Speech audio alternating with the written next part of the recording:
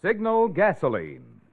Let every traffic signal remind you do go farther with Signal gasoline. Yes, you do go farther with Signal.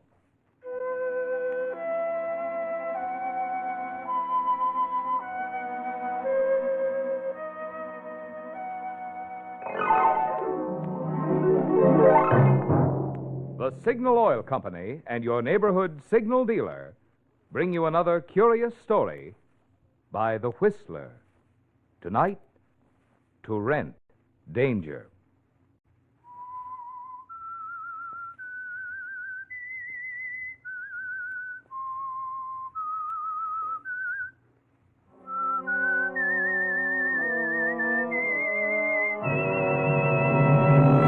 I am the Whistler, and I know many things, for I walk by night. I know many strange tales hidden in the hearts of men and women who have stepped into the shadows. Yes, I know the nameless terrors of which they dare not speak.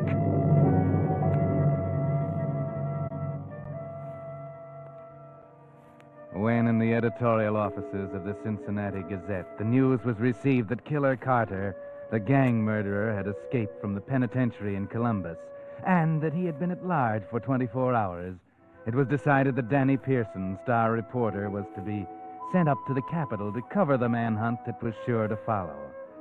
Danny borrowed a car from Clem Tracy, the rewrite man, and headed north late on Friday afternoon. Car trouble held him up, and at 1 o'clock he was still far from his destination. He was getting too sleepy to drive, so when he saw the tourist sign in front of the lonely farmhouse, he made his decision. He'd stop, get a few hours of sleep, and continue into Columbus in the early hours of morning. He pulled in the lane, parked the car, and went up onto the porch.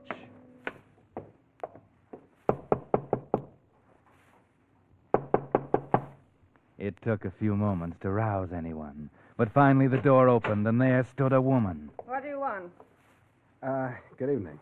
I was driving along the road looking for a place to stay for the night, and I saw your tourist sign out front, so I thought I'd stop and see if you had any room. Why don't you drive on to the city? Well, I'm too tired to drive that distance tonight. I'm afraid I'd fall asleep at the wheel. You do have a room, don't you? I guess so. Cost you $2 in advance. Well, that's all right. And I don't serve any meals here. Well, I'm not hungry, and I'll be leaving in the morning before breakfast. All right, come in. Is it okay to leave my car in the driveway here? It'll be safe there. Nobody will steal it. Come in.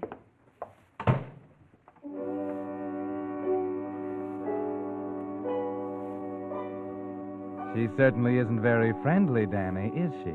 But a room is a room, and it'll be nice and quiet here for the night. The house is large and dingy and eerily quiet. Almost too quiet. Here it is. You'll find everything neat and clean. There's a bathroom to the right of the bed and plenty of towels and soap. Oh, thank you. Looks fine. Did you leave your luggage in the car? No, I don't have any luggage with me. I'm traveling light. Well, I guess anyone who drives an expensive car like yours can do anything he likes. I'm going to bed myself right away, so if there's anything else you want, you'd better think of it now. Well, thanks, but there's nothing else I need. Good night, Mrs. Good night. Oh, fine.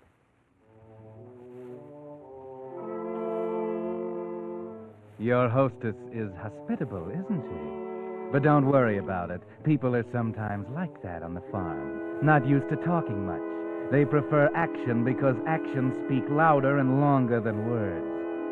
And the bed is soft and comfortable. That's the main thing. Just made for your night's rest. Who's there? I said, who's there? Just me. Well, hello. Who are you? My name is Claire Monroe. Well, Claire, do you make a habit of walking into strange men's rooms in the middle of the night? I want to talk to you. Huh? What are you so nervous about? I'm afraid she'll find me in here. She? The lady who showed you the room. Then why don't you leave? Because I have to talk with you. Okay, go ahead, talk. I don't know where to start. Just tell me that you're lonesome. You don't have any excitement on the farm. You're looking for something to do. It's an old routine. Oh, it's nothing like that. I know you're going to think I'm crazy, but I've got to ask you. Will you take me away with you when you go? Me? Why should I? Because I have to get away from here. I never want to see this house again as long as I live. Why don't you just run away? You don't need me. Because I don't have a car and I don't have any money. My mother would have me picked up by the police. She'd tell them I wasn't of age. Well, are you? I'm 23 years old, but I can't prove it. Why not? Because I'm an adopted child and I don't know where I was born. And my mother... Call that lady my mother. She'd lie about my age just to keep me from going away. Well, how do I know you're of age? Look at me. Do I look 17? No, I'll have to admit you don't. I know I'm 23 years old, but she won't let me go. Well, why do you want to run away? Because that lady, my foster mother, last night, she murdered my foster father.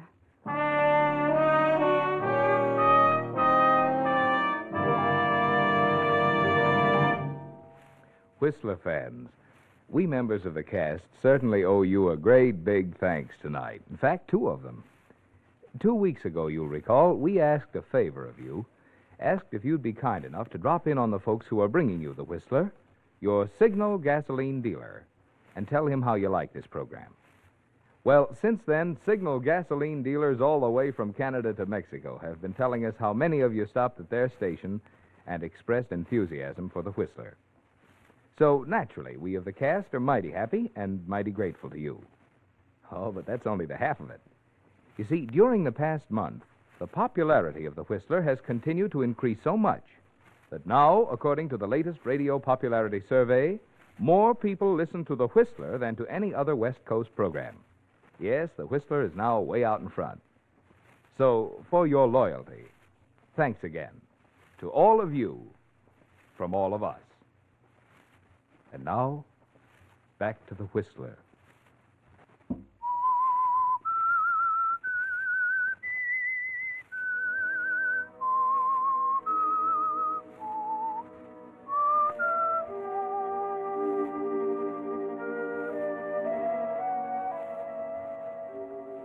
Danny Pearson had driven up from Cincinnati looking for a murderer, but he hadn't expected to find one so soon, nor to find another one than the one he was looking for. But you never know what you'll find when you stop at a lonely farmhouse where they take in tourists, Danny. You lie there in your bed as a good-looking young girl asks your protection from her murdering foster mother. If this is a gag, it's a pretty rugged one. Look, baby, let's break this up. I don't feel like playing games. I got to get some sleep. You don't believe me, but I'm telling you the truth. Ever since they adopted me, they've done nothing but fight with one another. You've seen my mother. You can tell how cold and strong she is. Well, my father was just as weak as she is strong. She bullied him for years, mostly because he didn't make a lot of money. All she cares about is money. And because we never had any, she hates everything and everybody, especially my father. But how do you know she killed him? Did you see her? No, she threatened more than once to kill him, though. Last night I was in bed and I heard a shot. I wasn't sure whether or not I dreamed it, so I didn't get up to see. But when I came down this morning, she said that he had left and wasn't coming back. That he'd gone out west somewhere. That didn't sound like him because he was born and brought up in this part of the country and he wouldn't leave it for anything. Well, how in the world do you know he's dead? You know, in law, you have to produce a body. I haven't seen it, but I think I know where it is. Oh? Where? Today I was working out on the farm and I noticed a patch of grounds up in the edge of the woods that was recently dug up. And when she saw me out there, she got very angry. Ordered me into the house. I'm positive she killed him and buried him there. Oh, What are you doing in this man's room? I was just talking to him, that's all. Up to your father's tricks, weren't you? You're just like She was just talking to stealing from the guests, sneaking in to rob them or worse. No, I only wanted to talk. He was just telling me about the shows and things in the city. Get back to your room and stay there. Get. If I catch you in here again, you'll wish you had stayed there. And as for you, young man, you'd better watch your step or you'll be in trouble. Oh, now, look. Wait just a...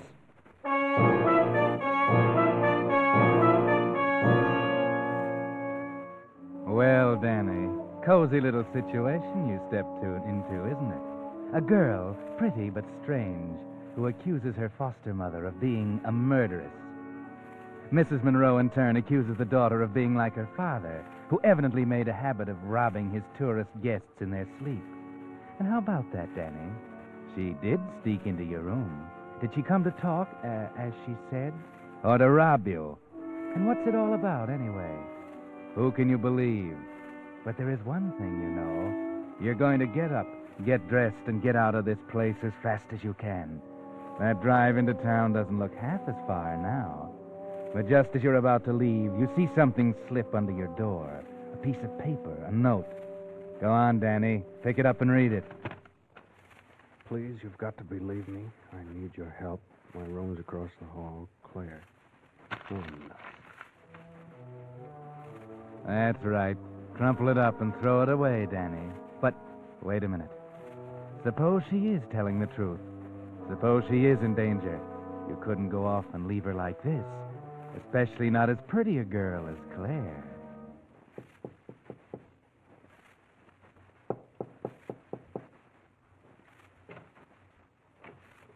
Claire? Claire? Yes, It's me, Danny. Danny Pearson. Don't put on a light. Get dressed and come on with me. I am dressed. Oh, come on. Where are we going? You're going to show me where you think your father was buried.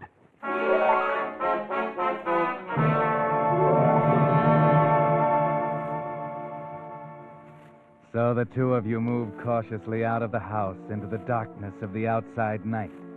You pick up a shovel at the barn and start up the path through a field of sharp, tough hay. You keep looking over your shoulder, afraid that she might see you and come out of the house after you. Why should you be afraid of her? Well, if she killed a man once, she could do it again.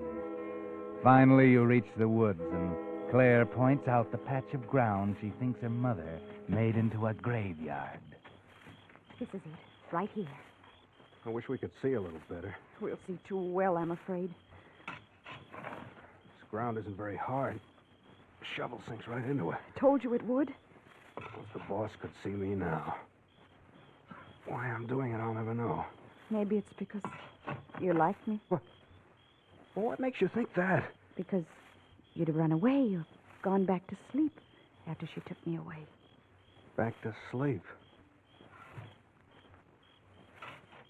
Hey, tell me. Is what she said about your foster father true? You mean about him stealing from the guests? Yes. She hounded him about money so that he finally took to that to satisfy her.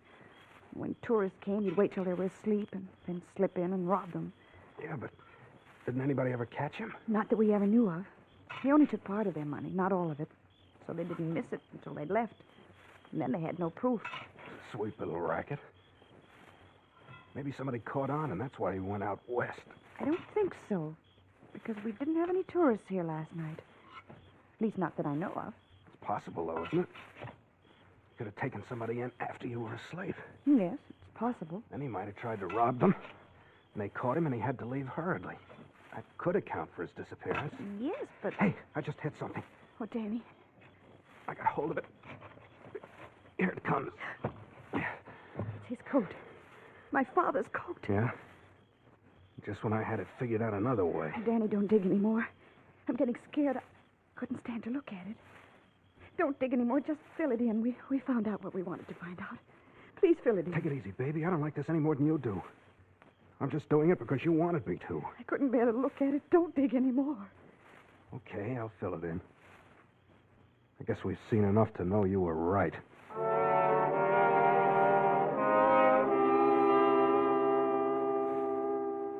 So you put the coat back where you found it, Danny, and fill in the hole again. You pat the dirt down again, just as you found it, and start back for the house.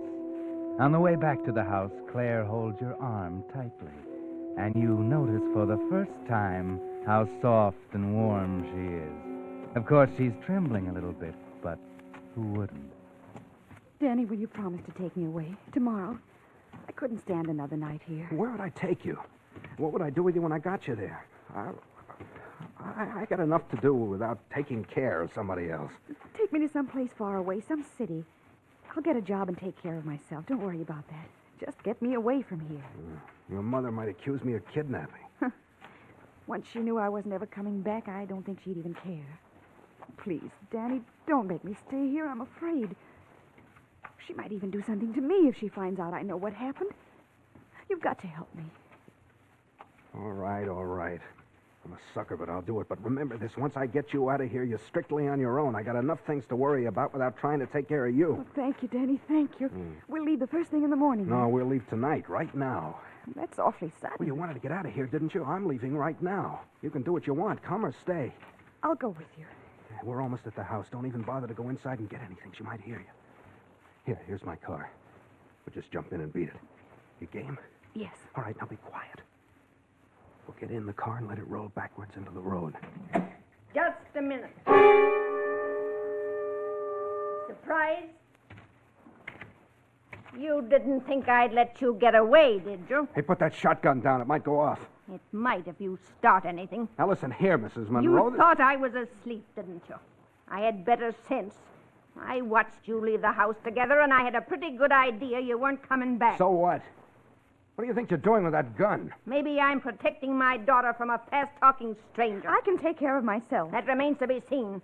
And as for you, young man, I want you to get back in your car, drive off, and never come around here again. That's a very good idea. I'll buy that.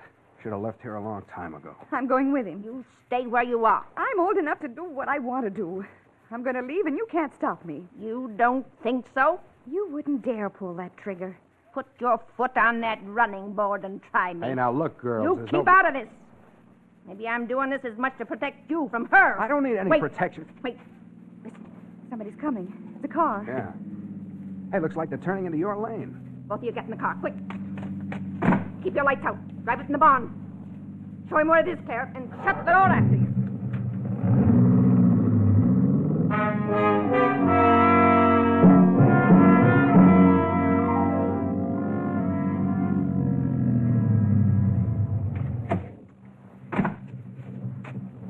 Pardon me, ma'am. Yes? I'm a police officer. What can I do for you? We're chasing a man. We think he came up this way. You seen any strangers around lately? What did he do? He escaped from the state penitentiary. Is he dangerous? He's a cold-blooded murderer. He escaped yesterday, and we've tracked him down to this vicinity. He's been driving stolen cars. Last we heard, he was driving a big, rich-looking convertible he picked up in Columbus. Have you seen him? No. Nobody stopped here. Didn't even see anybody passing the road. No. Well, he's in this neighborhood somewhere. But, say, didn't you know about this before? I mean, I thought you did when I saw you with your shotgun here. Oh, no, I just saw you coming up the lane, and I like to be prepared for strangers this time of night. Yeah, sure. It is pretty late. You ought to be in bed. I don't let this keep you up. You needn't worry about Carter. We'll get him. I won't worry. Oh, that's fine. Say, what are those tire tracks on the ground? Where? There, where my flashlight's pointing. They go toward the barn. Those are tractor tire marks. Oh. Well, I'm sorry that I bothered you, ma'am, but, well, we've got a job to do. That's all right, mister. Wish I could have helped you some. We'll keep looking. Good night, ma'am. Okay, Al, let's go.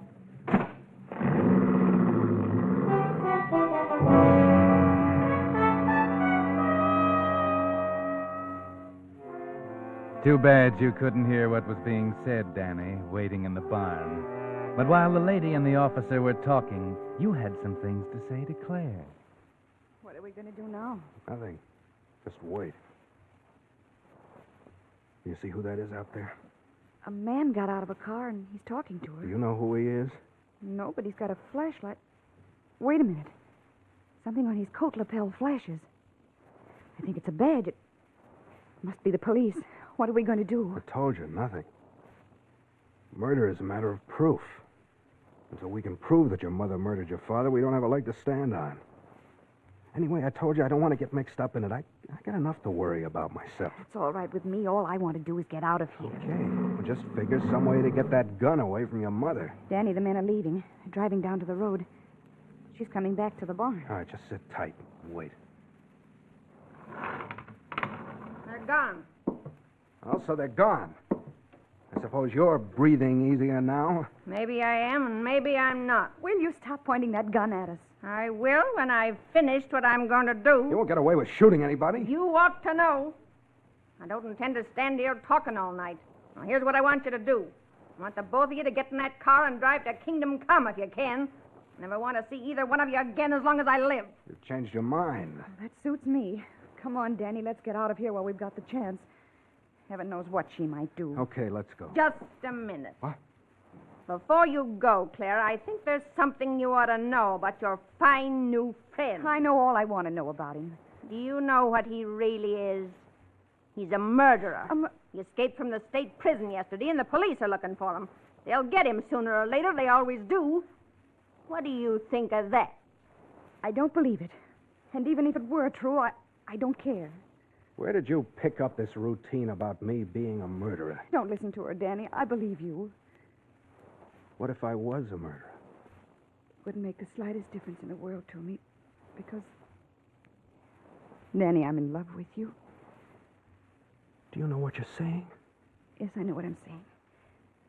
Come on, let's get out of here. She gives me the jitters. Don't I, though? Okay, if that's the way everybody wants it, we'll go. I don't know what we'll do, but we'll figure out something. You better think hard. Hurry up, Danny. Yes, hurry up. You'll get caught quicker that way. All right, everybody stand where you are. Put that gun down, lady. Andy? Yeah? You and Al go around the other side of the barn. All three of you stand over there. Dave, see if they have any guns. No guns on that one.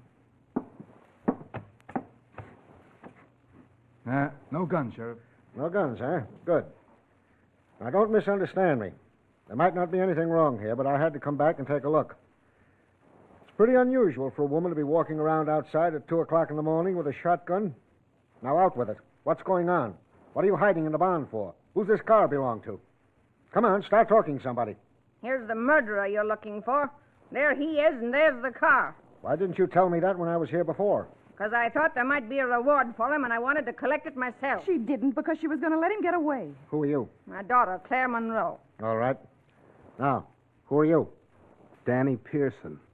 Do you have to use that light? Keep him covered, Dave. What are you doing here? Stopped here for the night. They rent rooms to tourists. I don't recommend it. Where do you live? Cincinnati? What do you do for a living? Newspaper reporter. I was on my way here to cover the Carter break. Here's my press card. Now, let's see. Mm-hmm. Daniel J. Pearson, Cincinnati Gazette. How are you? All right, take it back. Where'd you get this car? I borrowed it from another reporter in Cincinnati. Okay. I told you he was the man you're looking for. Don't let him fool you with a good story. He's not fooling us, lady. He's not the man we're looking for. The guy we want is at least 45 years old. This fellow isn't even 30 yet. Well, I guess I made a mistake all around. Just a minute. Sheriff, you looking for a murderer? I'm always looking for a murderer. All right, then. Go ahead, Claire. Tell her. What? Oh, Danny, Go ahead. Has to come out sooner or later. Come on, young lady. If there's anything to tell, let's have it. Well, that woman, my foster mother, murdered my father. What? Are you crazy? No. No, last night I heard a shot.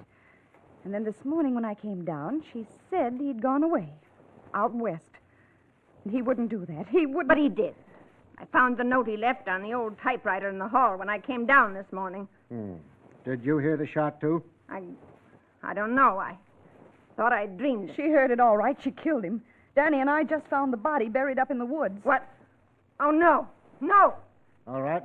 Keep her covered, Al. Wait a minute, officer. If this woman had murdered her husband, why did she take the chance of giving me a room tonight, knowing that I might learn something? Why wouldn't she have run away? Or killed the girl, too, to cover up? But Danny... On the other hand, Claire here never once mentioned going to the police about the murder. She was willing to run away with me a few minutes ago, even though she thought I was a murderer. And she knew exactly where the body was buried. She could have written the note to her mother. Danny, you mean you think I... Yes, I do. Officer, this is the woman you want. She murdered her foster father.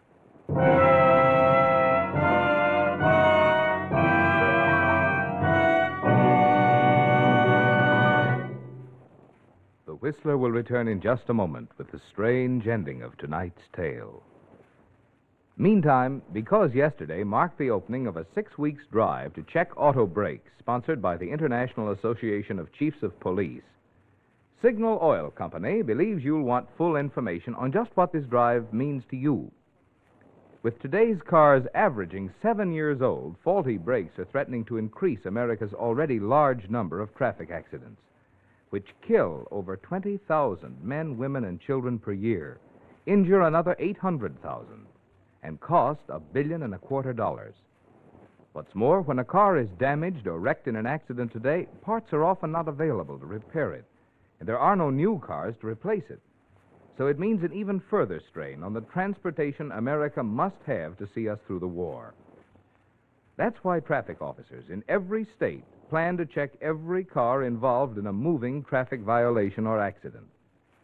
So the time to have the safety of your brakes checked by a competent brake expert is now.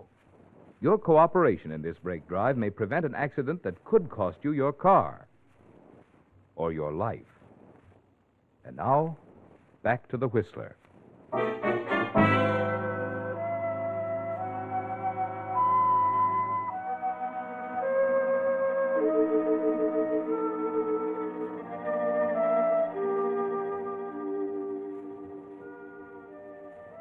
Well, Danny turned out to be quite a detective, didn't he? He saw through Claire all the time and figured the whole thing out. But wait, did he? Well, not exactly. Because you see, when they dug up the grave at the edge of the woods, they found Mr. Monroe's clothes, but the body was someone else's. In fact, when the police identified it, it was the body of Killer Carter. Yes, Killer Carter, escaped convict. And when they'd put out a dragnet and caught up with Claire's very much alive foster father, they got the whole story. Danny had figured it exactly right once. Killer Carter had stopped at the tourist home late that night. Neither Claire nor her foster mother knew about it. When the old man started to pull his usual robbery, Carter caught him. In the struggle, Carter was shot and killed in self-defense.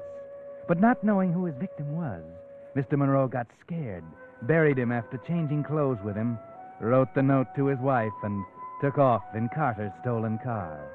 Knowing nothing of Carter's presence in the house, Claire had suspected her mother, and Mrs. Monroe had suspected Claire of murdering a man who wasn't dead and was a fugitive from a crime that wasn't a crime in the police books, the killing of an escaped convict in self-defense.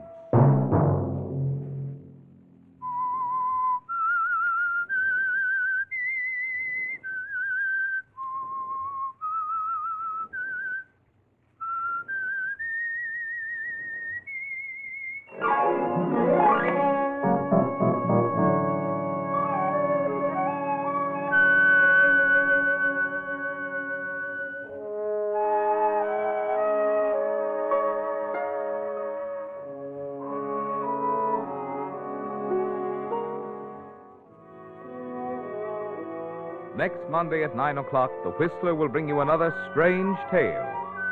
The Whistler is broadcast for your entertainment by the marketers of Signal, gasoline, and motor oil, and fine quality automotive accessories, and by your neighborhood Signal dealer. This program, directed by George W. Allen, with story by John Hayes, music by Wilbur Hatch, is transmitted to our troops overseas by the Armed Forces Radio Service. This is Marvin Miller speaking, and suggesting you let every traffic signal remind you do go farther with Signal gasoline. Yes, you do go farther with Signal.